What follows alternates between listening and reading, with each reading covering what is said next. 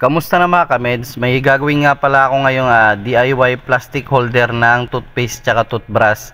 So ito ang mga kailangan natin na isang gunting, tapos yung maliit na side cutter. Yan ang mga gagamitin natin, tapos itong plastic bottle. So ngayon dun sa matigas na part sa may uluhan ng plastic bottle, ginamitan ko siya ng side cutter para maputol. Tapos pagkaputol ko noon sinunod ko naman na ginamit yung gunting. Yan ang pinamputol ko dyan sa katawan na ng plastic bottle.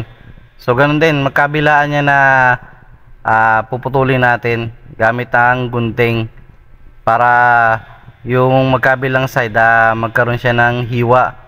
So ayan nahiwa na natin yung magkabilang side ng plastic bottle. So ito yung gagawin natin. So ipapasok na natin yung toothpaste tsaka yung toothbrush sa loob. Tapos yung takip ng plastic bottle, yun yung para magiging lock dun sa ginawa nating holder.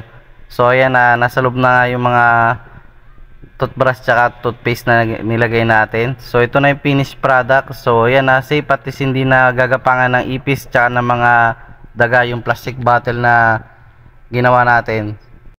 At madali lang siyang gawin. Salamat sa panonood.